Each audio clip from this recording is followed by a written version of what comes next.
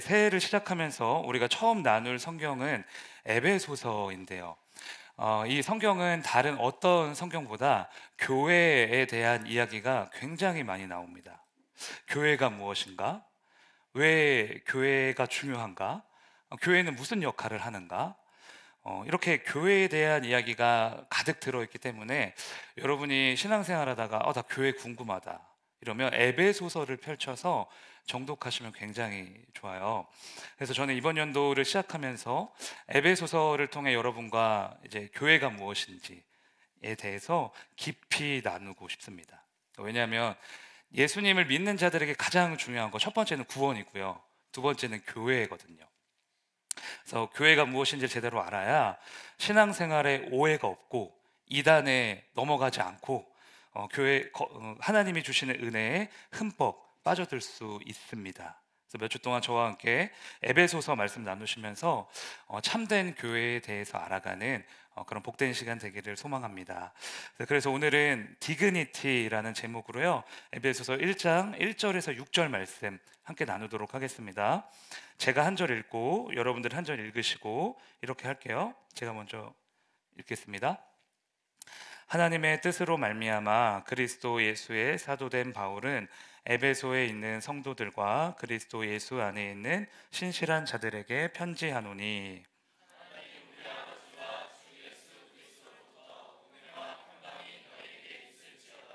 찬송하리로다. 하나님 곧 우리 주 예수 그리스도의 아버지께서 그리스도 안에서 하늘에 속한 모든 신령한 복을 우리에게 주시되,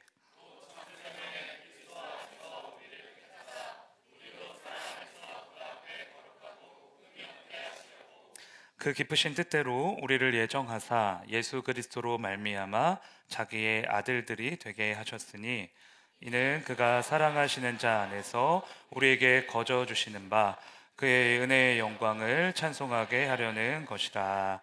아멘. 네, 말씀드렸듯이 오늘 설교 제목은요, 디그니티입니다. 제가 영어를 잘 못하는데요, 그래도 좋아하는 영어 단어가 몇 개 있어요. 그 중에 하나가 이 디그니티라는 단어인데요, 사전에서 이 단어를 이제 검색을 해보면은 존엄, 자존감 이렇게 나옵니다. 제가 왜 이 단어를 좋아하냐면 신대원에서 공부할 때, 그러니까 목회자의 길을 처음 걸어갈 때 저에게 정말 많은 도움을 준 단어였기 때문이에요.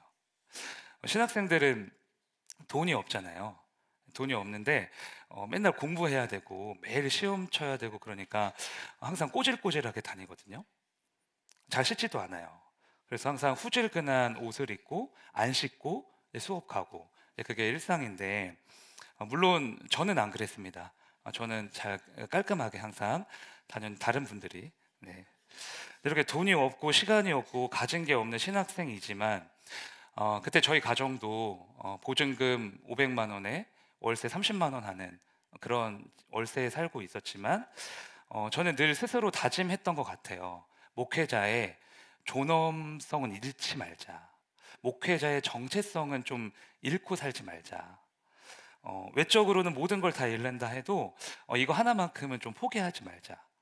그래서 신대원에서 동기 전도사님들이랑 그런 말 많이 했거든요. 우리가 돈이 없고 백이 없지, 디그니티가 없냐. 없이 살아도 비굴하게 살지 말자. 우리 성도님들 앞에서 떳떳하게 살아보자. 그런 다짐을 항상 되뇌었던 것 같아요. 하나님께서 아무것도 아닌 나를 주의 종으로, 너무 귀한 주의 종으로 부르셨기에 그 사실 하나만큼은, 그 명예와 존귀한 만큼은 좀 지키고 싶었거든요. 그런데요, 그 디그니티가, 그 정체성이 제 마음 안에 항상 있으니까 세상 사람들이 날 보고 뭐라고 하든, 친구가 나를 어떻게 내 인생을 평가하든 아무렇지도 않더라고요. 가끔 이제 문제가 생기고 좀 힘든 일이 생겨도요, 그때만 잠깐 어려울지언정 큰 타격도 없더라고요. 오히려 감사와 기쁨이 넘쳤고요, 오늘보다 내일이 더 기대되고 내 삶에 역사하실 주님이 소망이 되는 거예요. 내가 정한 나를 보는 게 아니라 하나님이 정해하시는 나를 보는 거기 때문에. 그러니까 나를 그렇게 보니까 그 정체성으로 굳건하니까 인생을 살아가는 방식이 아예 달라지더라고요. 주님은 저를 보고 또 여러분들을 보고 그렇게 말씀하시잖아요. 가장 존귀한 자라고. 내가 너무나 사랑하는 아들과 딸이라고. 그래서 나의 핏값으로 너희를 구원하였다고 말씀하시잖아요. 이게 저와 여러분의 정체성 아니겠습니까? 그래서 여러분, 나는 누구인가? 나를 무엇이라고 규정할 수 있는가? 라는 질문과 답이 우리 인생에서 정말 중요한 거예요. 질풍노도의 시기에 있는 우리 청소년들에게만 이 질문이 중요한 게 아니고요. 다 큰 우리 같은 어른들에게, 특히 그리스도인들에게 너무나 중요합니다. 왜? 여러분들이 누구인지를 알아야 세상에 거친 파도가 막 몰려와도요, 쓰러지지 않고 굳건한 믿음의 사람이 될 수 있는 거거든요. 에베소서를 기록한 사도 바울은 에베소서를 시작하면서 이 이야기를 우리한테 하고 싶은 거예요. 에베소에 있는 성도들에게 말합니다. 여러분들은 에베소라는 도시 안에서 살고 있지만 사실은 도시 안에서 사는 사람이 아니라 그리스도 안에서 살아가는 주님의 자녀입니다. 그리스도 안에 있는 거룩한 성도입니다. 이해되시죠? 성도의 정체성, 성도의 디그니티에 대한 이야기를 가장 처음부터 선포하고 있는 거예요. 볼까요? 본문 1절 말씀입니다. 자, 저기 색칠된 부분을 유념해서 한번 읽어볼게요. 시작. 하나님의 뜻으로 말미암아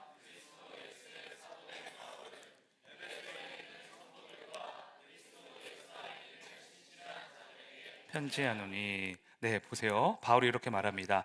에베소에 있는 성도들과 그리스도 예수 안에 있는 신실한 자들에게 편지하노니. 사실 에베소에 있는 성도들에게 편지한다, 그냥 이렇게 간단하게 말하면 되는데 바울이 보기에, 하나님이 보시기에 그게 다가 아니라는 거예요. 그렇죠? 현실의 눈으로 봤을 때 에베소 성도들은요, 에베소라는 도시 안에서 살고 있습니다. 그러나 그들의 진짜 현실은, 영적인 현실은 예수 그리스도 안에 있는, 예수 그리스도에게 속한 예수님의 자녀로서의 인생이라는 거죠. 그게 진짜 정체성인 거예요. 그래서 기독교의 거장 C.S. 루이스는 이런 말을 했습니다. 그리스도인의 삶은 예수님이라는 큰 이야기 안에 나를 위치시키는 거다. 이제 다른 곳에 속하는 것이 아니라 예수님에게만 속하여서 그 복음 안에서 기쁨과 감사함으로 살아가는 존재가 바로 저와 여러분이라는 거예요. 항상 나를 예수님 안에 위치를 시켜서요, 나란 존재를 인식하고요, 바라봐야 한다는 거죠. 이렇게 우리가 예수님 안에 있다는 말은요, 우리의 소속이 바뀌었고 우리의 주인이 바뀌었다는 뜻입니다. 예전에는 누가 우리의 주인이었죠? 마귀. 네, 마귀가 우리의 주인이었고 죄악이 우리의 상전이었고요, 세상이 우리의 소속이었습니다. 그러나 이제는 우리의 주인과 소속이 바뀐 거예요. 예수님을 영접한 그 순간부터, 예수님께 속한 그 순간부터 우리의 정체성이 완전히 바뀐 것입니다. 그래서 고린도전서 5장 17절에 이런 말씀이 있죠. 같이 한번 읽어볼까요? 5장 17절 말씀 없으면 제가 읽겠습니다. 그런즉 누구든지 그리스도 안에 있으면 새로운 피조물이라, 이전 것은 지나갔으니 보라 새 것이 되었도다. 네, 여러분, 누가 새로운 피조물입니까? 그리스도 안에 있는 자가 새로운 피조물이라고 합니다. 예수님을 믿고 예수님 안에 거하는 사람은 그 사람이 얼마나 못난 사람인지, 악한 사람인지, 모자란 사람인지, 그 사람의 과거가 어떠했는지 상관없이 새로운 피조물이 되었다는 거예요. 앞으로 새롭게 되는 것이 아니라 지금 예수님 안에 속해졌을 그때부터 새로운 인생, 새로운 사람이 된 것입니다. 예수님이 이 땅에 오셔서 저와 여러분의 정체성을 완전히 바꿔주신 거죠. 이처럼 예수님을 믿고 예수님 안에 거하는 여러분들은요, 이미 새로운 피조물이 되신 줄로 믿습니다. 예수님 안에서 새로운 인생이 되신 줄 믿습니다.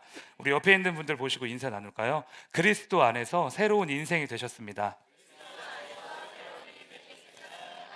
네, 우리 좋은 일이거든요. 나쁜 일이 아니고 좋은 일이니까 웃으면서 그리스도 안에서 거룩한 성도가 되셨습니다. 네, 그래서 우리 하나님께서는요, 2024년 새해에도 새 날을 주시고요, 새로운 은혜를 주시고 또 새로운 기적을 날마다 베풀어 주실 줄로 믿습니다. 저를 따라 고백하겠습니다. 나는 그리스도 안에서 새로운 피조물이 되었습니다. 네, 그런데 여러분, 왜 바울은 에베소 성도들에게 디그니티, 이 성도의 정체성에 대한 이야기를 하고 싶었을까요? 뭐 다른 이야기 많이 해도 되는데 굳이 이 정체성에 대한 이야기를 왜 하고 싶었을까? 예수님을 믿지 않는 불신자도 아니고요, 예수님 오랫동안 믿는 사람들이에요. 에베소에 있는 성도들도요. 그런데 너는 그리스도 안에 있는 존재야 라는 말을 왜 그렇게 강하게 하고 싶었을까? 오늘 본문 1절에서 6절까지 쭉 보면요, 바울이 이 말을 계속 반복하거든요. 그리스도 예수 안에 있는 신실한 자들, 그리스도 안에서 하늘에 속한 신령한 복을 받는 자들, 예수 그리스도로 말미암아 그리스도 안에서 그의 은혜의 풍성함을 따라, 이렇게 그리스도 안에서 계속 반복하는 거예요. 그런데 도대체 왜 이렇게까지 강조해야 했던 걸까요? 성도의 정체성. 거꾸로 생각해 보면 답은 금방 나옵니다. 그만큼 교회가 흔들렸기 때문이에요. 에베소 교회 안에 있는 성도들이 심하게 흔들리고 있었기 때문에 성도의 정체성에 대한 이야기를 강조할 수밖에 없었던 거죠. 성경에서 교회에 대한 개념은요, 크게 두 가지로 나뉩니다. 첫 번째는 우리가 흔히 생각하는 교회 공동체예요. 지금 뭐 세계로 선민 교회, 이런 이제 교회, 공동체 교회. 두 번째는 우리 각 개인을, 여러분 한 사람 한 사람을 교회라고 말해요. 성경에서는 예수 그리스도가 임한 사람을 교회라고 하는데, 그 교회가, 각 개인이 엄청 흔들리고 있었던 거예요. 움직이는 교회인 성도가 자신의 정체성을 잃어버릴 위기에 처해 있었던 거죠. 교회란 무엇인가? 라는 책을 쓴 한병수 교수님이 계시는데요, 이 교수님이 이 당시 에베소 도시를 가리켜 단 한마디로 정의할 수 있다, 이렇게 이야기합니다. 에베소는 부패한 세상의 대명사와 같은 곳이라는 거예요. 당시 에베소는요, 해상과 육상의 무역로가 교차되는 교통과 상업의 중심지였거든요. 로마와 동양을 이어주는 교통의 요지였고, 당시 인구 50만 명이나 살았던 에베소는 로마 제국의 중심지 역할까지 했습니다. 특별히 로마 황제를 숭배하기 위한 신전이 무려 3개나 있을 정도로. 몇 개요?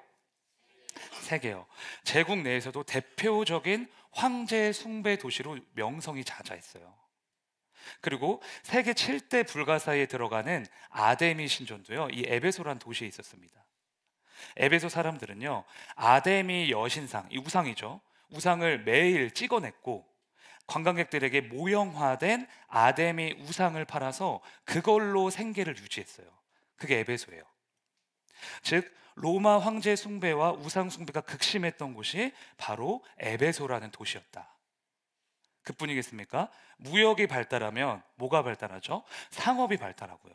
상업이 발달하면 돈이 돌잖아요. 사람들이 좋아하는 술과 돈과 유흥업소, 윤락업소들이 들여서기 마련이잖아요. 에베소는 그만큼 타락하고 있었던 거예요. 세상의 끝판왕이라고 할 수 있을 정도로. 그러니까 그곳에서 살아가는 성도들이요, 매일 흔들립니다. 눈에 안 보이는 하나님보다 눈에 보이는 우상을 섬기고 싶은 거예요. 세상 사람들과 똑같이 즐기면서 살고 싶은 거예요. 교회 안에서 이렇게 지루하게 예배하고 막 힘들게 봉사하고 어렵게 사명 감당하는 것보다 세상 사람들처럼 자기가 살고 싶은 대로 살면 행복할 것 같고 즐거울 것 같은 거예요. 거대하고 화려한 세상 앞에서 신앙의 뿌리가 송두리째 흔들리고 있는 겁니다. 그래서 바울이 흔들리고 있는 에베소 성도들에게요, 이런 말을 하는 거예요. 본문 3절 보시죠. 같이 읽어볼까요? 시작. 찬송하리로다.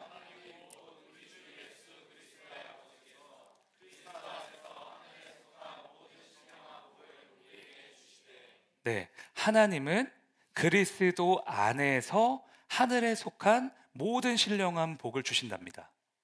그러니까 이게 무슨 뜻일까요? 눈에 보이는 이 세상이 우리에게 복을 주는 게 아니라는 거예요. 이 땅에 속한 세상은 결코 우리를 살릴 수 없다는 겁니다. 아무리 로마 제국이 화려하고 아데미 신전이 대단해 보일지라도 그건 우리를 복되게 하는 존재가 아니라는 거예요. 하늘에 속한 모든 복은 누가 받습니까? 그리스도 안에 있는 성도가 받는 거예요. 그리스도 안에 있는 성도는 어떻게 하늘의 복을 받을까요? 우리는요, 이 땅과 하늘이 연결되어 있는 존재거든요.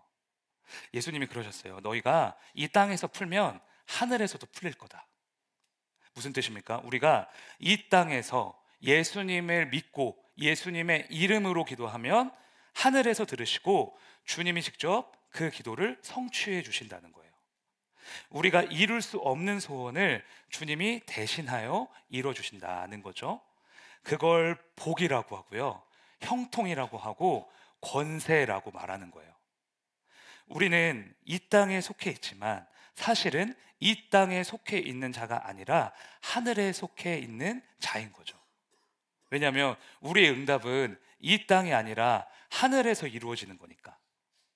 바로 오늘 있었던 일입니다. 오늘 교회 오려고 아침에 차를 타고 이제 집을 나섰는데 저희 집 바로 앞에 스타벅스가 있어요.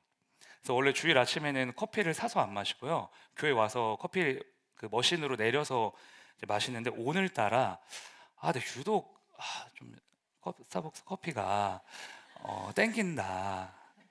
그래서 스타벅스 건물 쳐다보면서 나 먹고 싶다. 오늘 먹으면 안 되나? 약간 일탈하고 싶다.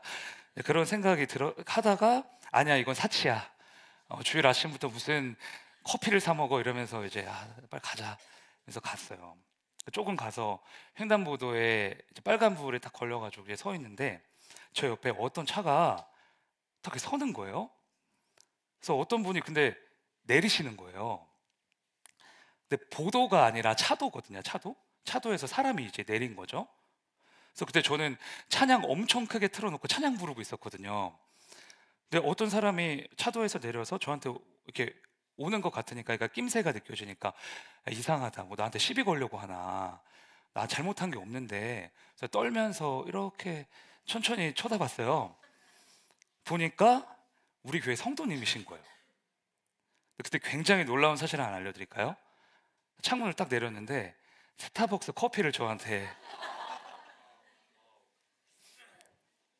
하나님이 저를 사랑하십니다.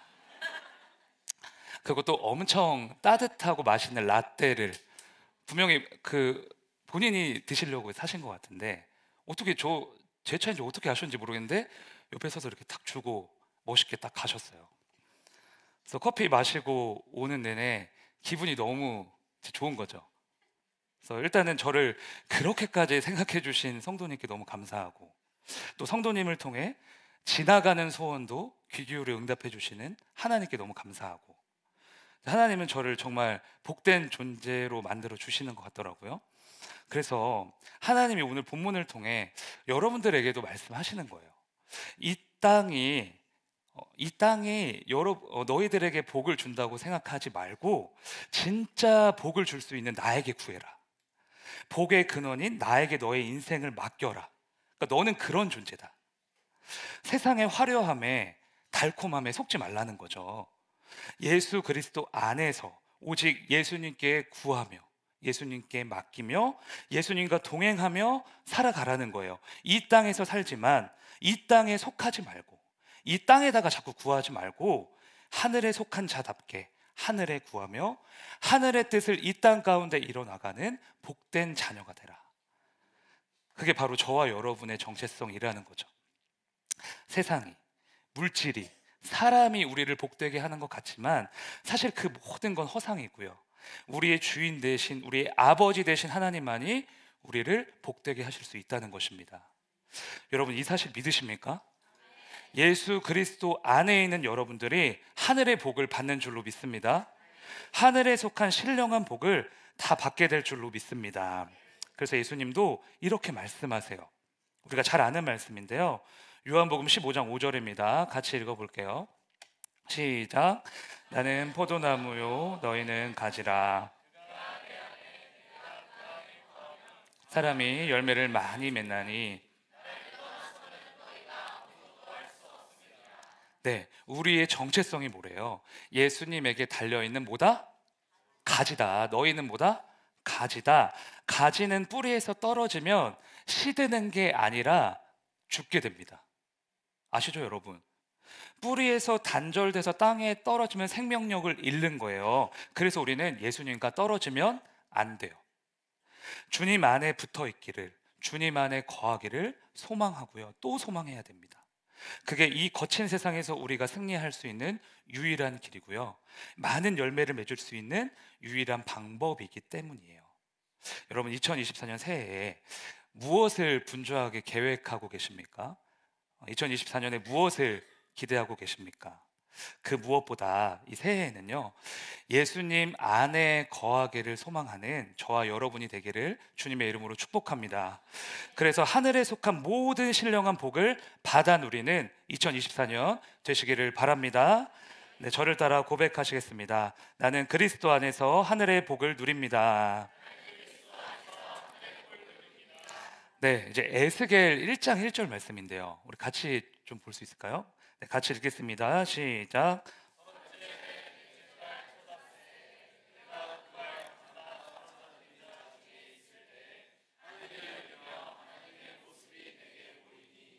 네, 올해 25된 청년 누구시죠? 25. 하늘이, 경민이, 민성이, 네, 내려주세요. 네, 여러분과 똑같은 나이에 자신의 조국이 망하고요, 적국의 포로로 끌려가게 된 선지자가 바로 에스겔입니다. 25살이면 엄청 어린 나이죠. 꽃다운 나이 25살에요 조국의 멸망을 경험하고 바벨론의 포로로 끌려가게 됐어요. 포로가 된 지 벌써 5년이 흘러서요, 지금 30살이 됐습니다. 에스겔이 30살에 바벨론의 그발 강가라는 그 앞에 있었던 거예요. 이때 그발 강가는 어떤 곳이었냐면, 쉽게 말해서 포로들 잡아가지고 그 수용하는데, 관리하는 포로 수용소, 그게 바로 그발 강가입니다. 미래가 창창한 젊은 청년이요, 포로로 끌려와서 5년 동안 이런 곳에 갇혀 있으니까 자신의 미래는 이제 다 끝났다고, 나 망했다고 절망했을 법도 한데, 에스겔은 그러지가 않는 거예요. 말씀을 보니까 에스겔은 오히려 당당하고요, 막 담대하고 패기가 있어요. 어떻게 이럴 수 있었을까? 에스겔 1장 3절 한번 볼까요? 같이 읽겠습니다. 시작. 갈대아 땅 그발 강가에서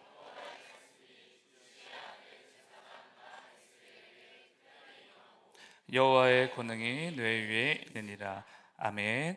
청년 에스겔 눈앞에 펼쳐진 상황은 어떻게 발버둥을 쳐도 나아질 기미가 보이지 않는 죽음의 환경이었습니다. 그런데 중요한 것은 에스겔이 자신의 정체성을 포로로 생각하고 있지 않았다는 거예요. 3절 말씀 보니까요, 여호와의 말씀이 부시의 아들 제사장 나 에스겔에게 특별히 임하고, 이렇게 나와 있습니다. 에스겔이 원래 예루살렘에서 제사장이었거든요. 그러니까 부시의 아들 제사장 나 에스겔, 이 말은요, 비록 에스겔이 지금 바벨론의 포로로 끌려왔지만, 그래서 예루살렘 성전에서 제사장 역할 못하고 있지만 자신은 여전히 뭐라는 거예요? 하나님의 제사장이라는 거예요. 25의 나이에 조국의 멸망과 함께 산산조각이 나버린 자신의 청춘일지언정 에스겔은 자신이 제사장임을 망각하지 않았습니다.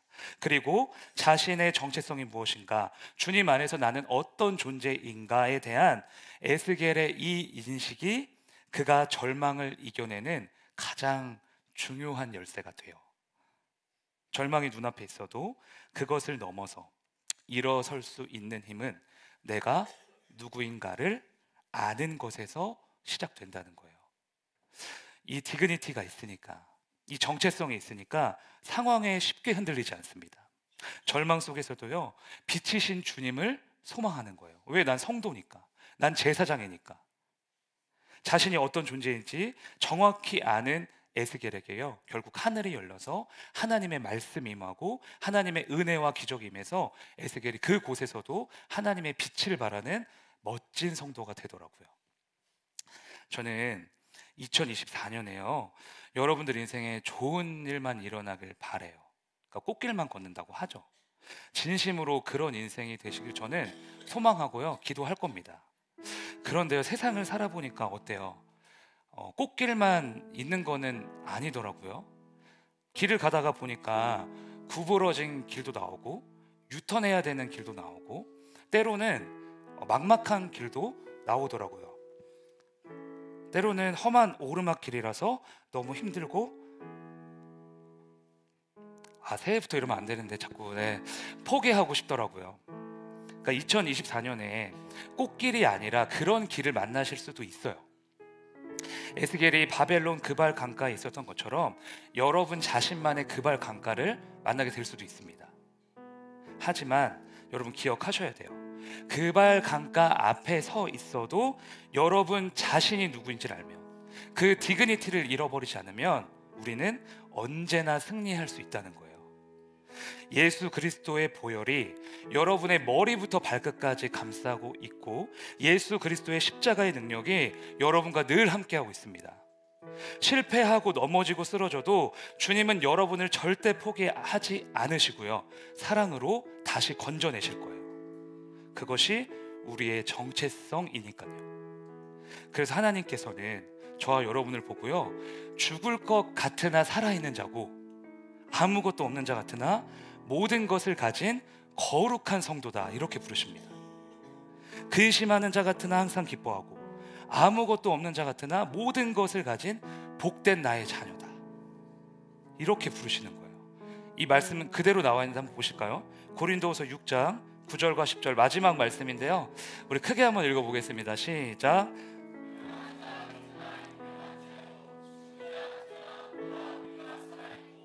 징계를 받는 자 같으나 죽임을 당하지 아니하고 근심하는 자 같으나 가난한 자 같으나 많은 사람을 부요하게 하고 아무것도 없는 자 같으나 모든 것을 가진 자로다.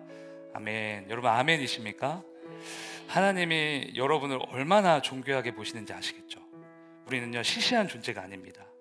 절망 속에 있어도요, 절망 속에 갇혀질 존재들이 아닙니다. 하나님께서는 그리스도 안에 있는 여러분들의 인생을요, 날마다 살리실 거고요, 부욕해 하실 것이고 날마다 기쁨으로 춤추게 하실 거예요. 그래서 모든 자들이 여러분들을 보고 주님의 위대함을 알게 될 것입니다. 오늘 말씀처럼 2024년에 하늘에 속한 모든 신령한 복을 여러분들의 인생에 부어주실 거예요. 그래서 아무것도 없는 자 같으나 모든 것을 가진 거룩한 성도로 우리를 세워주실 줄로 믿습니다. 저를 따라 선포하실까요? 나는 그리스도 안에서 모든 것을 가졌습니다.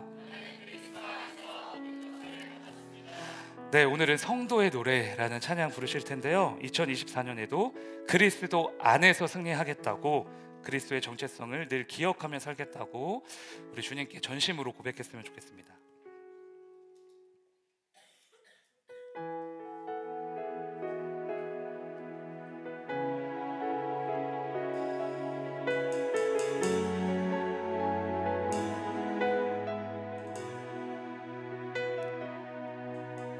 환난 가난과 고난 수고로움 속에도 성도는 그 믿음을 지켰네.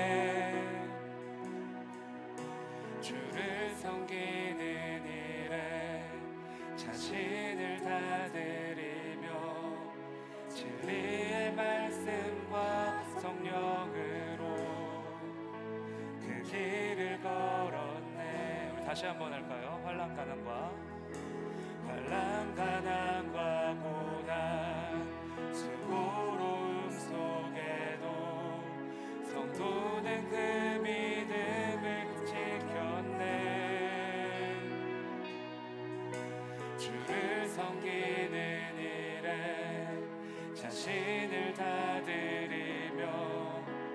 진리의 말씀과 성령으로 그 길을 걸었네. 여러분들 그리스도 안에 있습니다.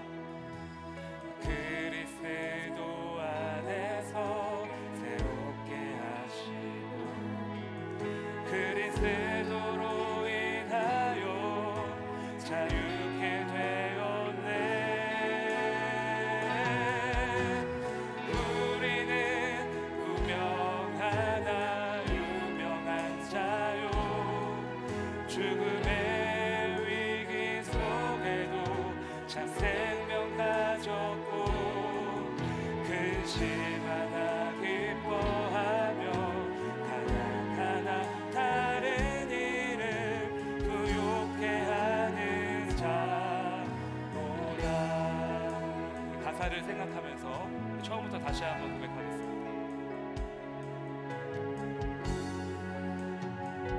환난 가난과 고난,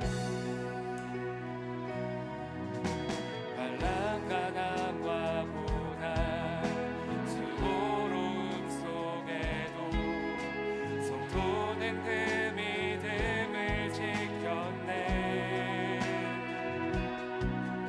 주를 섬기는 일에 자신을 다 드리며 진리의 말씀과 성령으로 그 길을 걸었네. 그리스도 안에서 새롭게 하시고 그리스도로 인하여 자유케 되었네.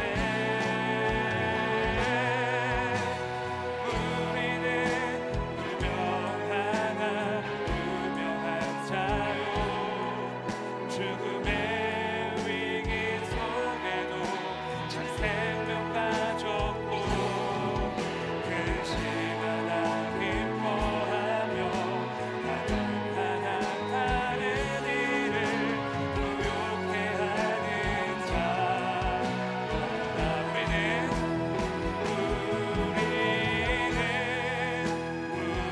유명하나 유명한 자요 죽음의 위기 속에도 참 생명 가졌고 근심하다 기뻐하며 가난하나 다른 이를 부욕해 하는 자로다.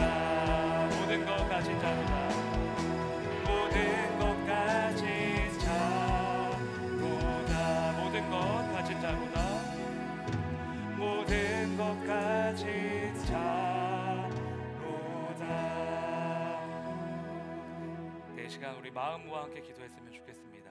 하나님 아버지, 우리를 그리스도 안에 불러주셔서 새로운 피조물이 되게 하시니 감사를 드립니다. 하나님, 2024년에도 그 성도의 정체성, 그리스도 안에 거하고 그리스도 안에 속하고 그리스도에게 맡기고 구하는 그 성도의 정체성을 잃지 않고 언제나 기억하며 주님과 동행하는 복된 삶 살 수 있도록 우리 한 사람 한 사람 주님께서 붙들어 주시옵소서.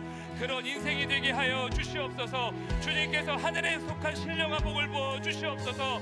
시간 주여 한번 주와 함께 기도하겠습니다. 주여.